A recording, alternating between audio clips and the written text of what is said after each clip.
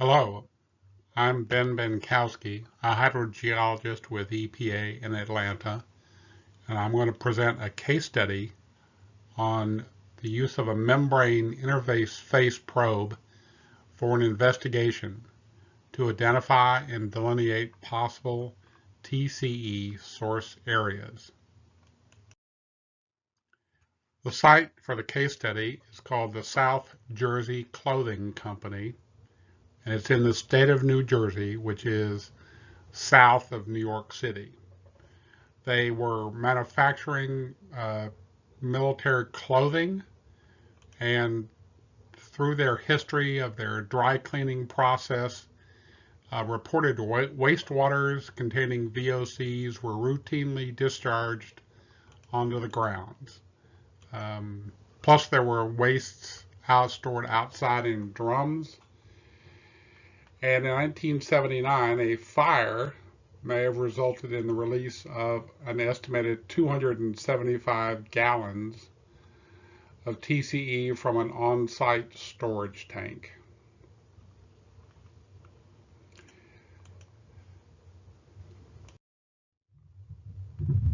So this general slide here will be the sequence of events from the first days of the EPA investigation up until the most recent treatment. So the first phase in 1991 was the remedial investigation and feasibility study, which is the investigation and the engineering analysis that leads up to the record of decision, what's going to be done.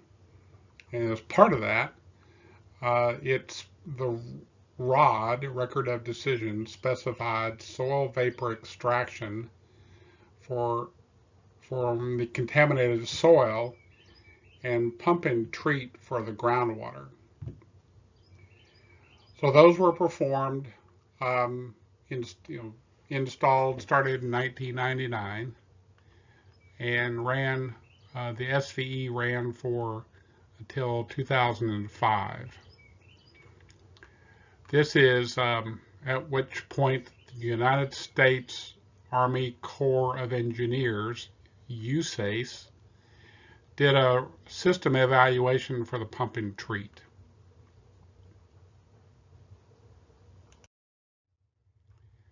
So you can see this is the site here in the upper left-hand corner of this figure, but the groundwater contamination is really spread out over quite a large area.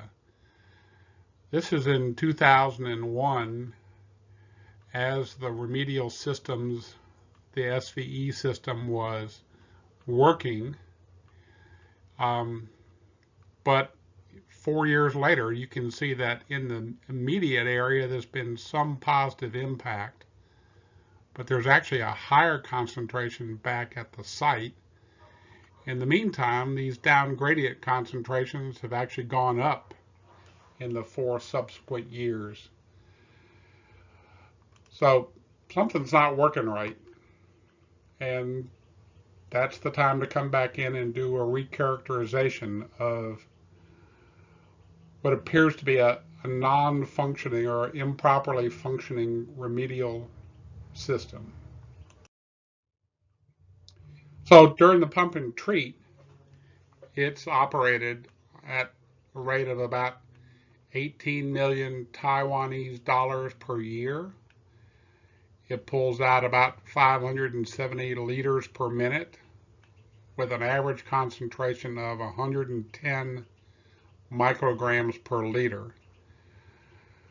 But that really only amounts to about 2.3 kilograms of TCE or VOCs per year. That's not a very effective rate of removal.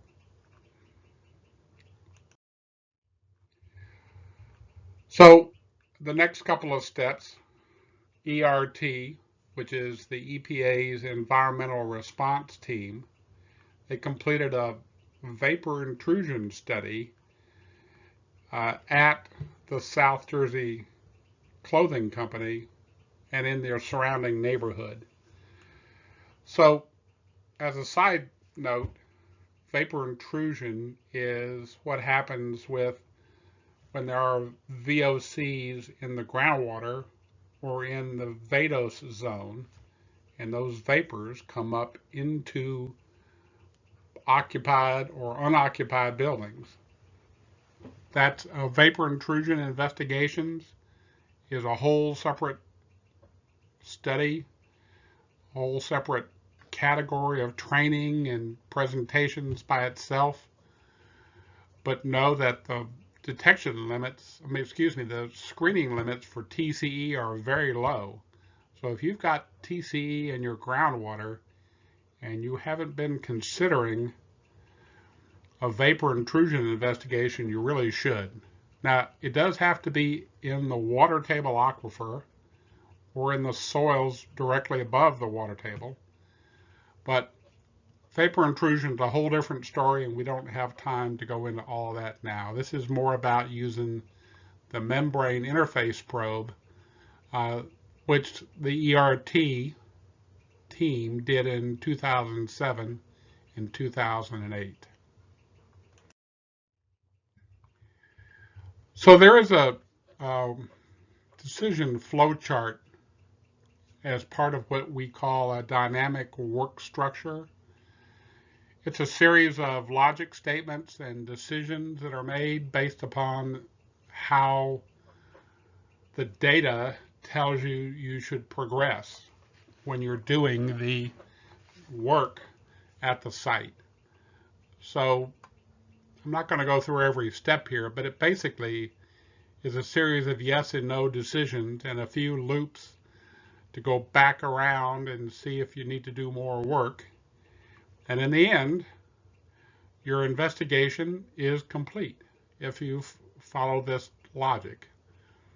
I'll leave it to you to study this in more detail and how it might apply to projects that you're involved in. So this is the membrane interface probe field work. There is a direct push rig on a track mounted vehicle.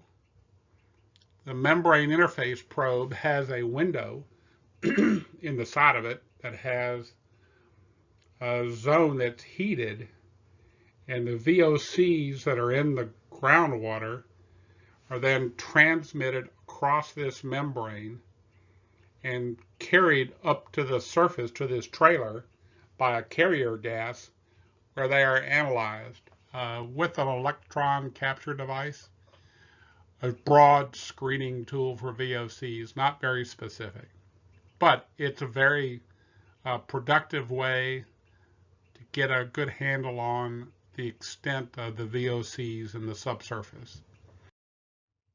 So this is some of the data from the investigation, and you can see if this was the old building here, you can see these red spots are certainly the hot spots from 2007. These squares are the hot spots from the next summer's activities.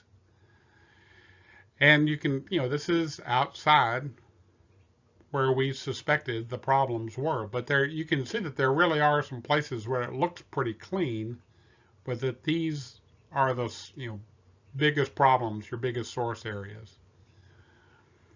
So this data is laid out in a series of cross sections, which I'll show you in the next couple of slides, running from north to south. So you can see on this further west cross section, this point number 29 in the middle here has the highest readings. And you can see how the contamination going from north to south goes deeper from, essentially 2 feet up here, not hardly anything at this 20-foot zone here, but then it drops down to as deep as 36 feet on this southernmost data point. This is the line in the middle, and you could certainly say, whoa, look at all that at that point number 39 right in the middle. That is certainly a major source area, a major area to use this screening data to look further with actual soil samples. And the third cross section, you can really see how it's migrated at depth the further south you go, all the way down to 41 feet here. So these data are collected at about 1 foot intervals. You could collect them more often, but for this screening level of data, a 1 foot interval is a reasonable spacing, because you push another foot, you heat up the little window, the gases are transferred in, and you get your reading, and then you push another foot. So it takes some time. So you wouldn't really want to do it much more than that, because you don't really need that level of resolution. But you don't want to do it much less, because you could miss some of these other features here with the detail that just doesn't show up. So one of the things that was followed on with, this is part of a quality control, is once you do your screening with the membrane interface probe, is you'll go back and drill these locations and collect some soil samples.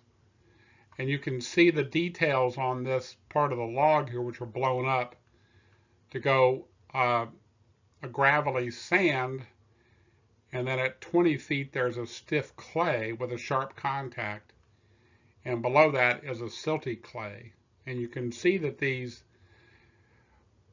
you can't really see it, but it's flame ionization detector readings go from 5 to 2200, 2700 right below the top of the clay, and drop off further down. So their samples were collected here, sent off for analysis, and here's the actual of the clay itself, or the sample itself collected.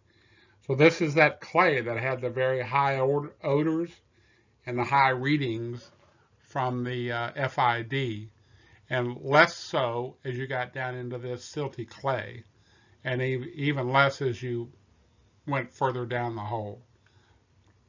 So here's the visual identification, and these are the locations where the soil samples were collected. So you can take the soil samples as often as you want when you have the core, and there it is. There it is at the top, near in the middle of this clay, and then just below the clay, and they'll have that data to then compare.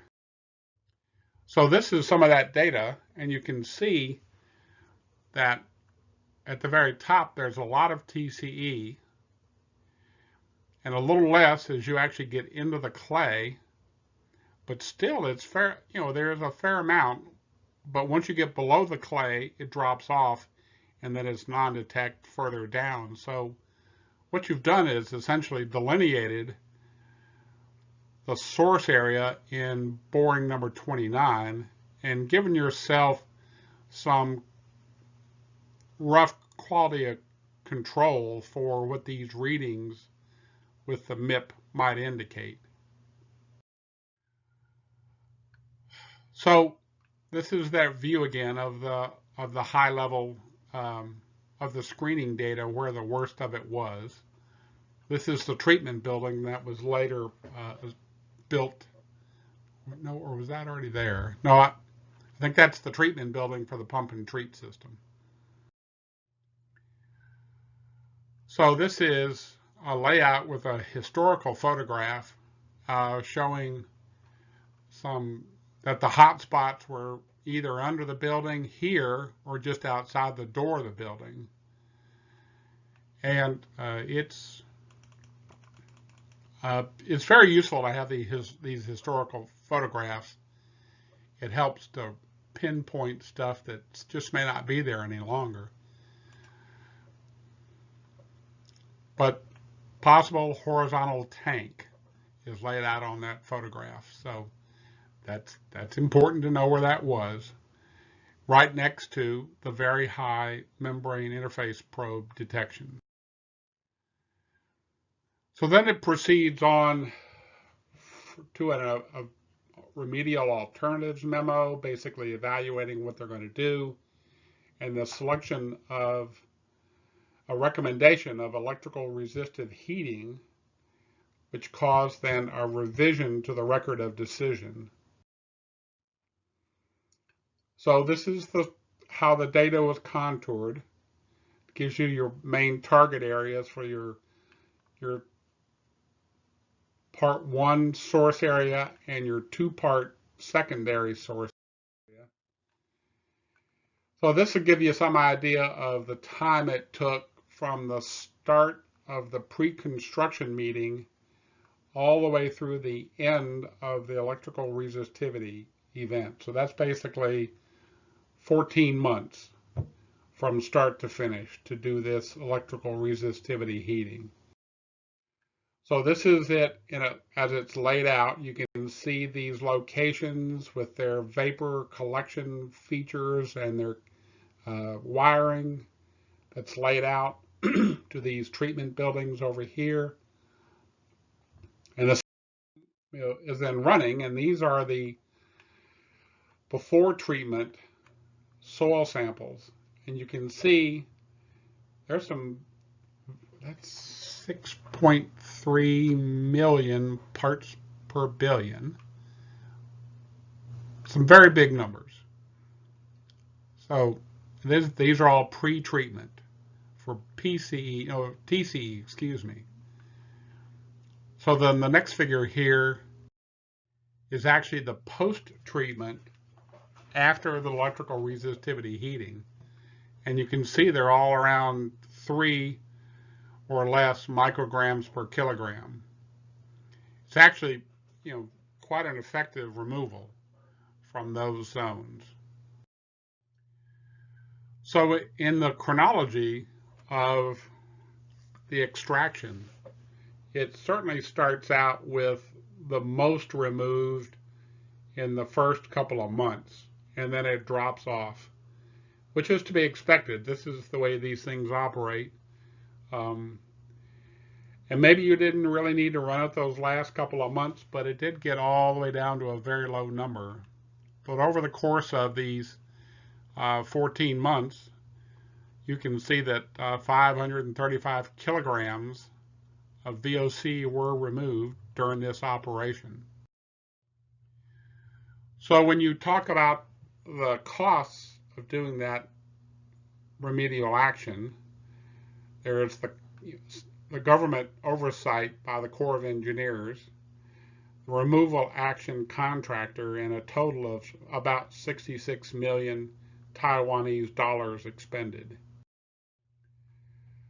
So the pump and treat system was removing about 2.3 kilograms per year, which amounted to 1.6 million Taiwanese dollars per kilogram per year. And the ERH removed all of theirs in about 14 months. So it works out to about 25,000 Taiwanese dollars per kilogram. That's a much better rate of return for investigation. So there's your references. So Sheshe, Wen T.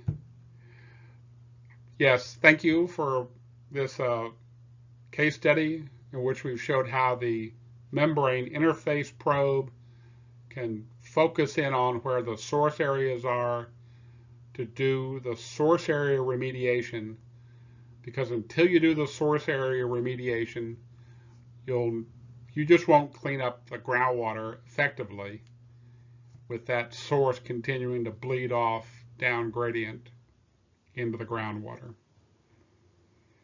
So thank you, and that's it for this one.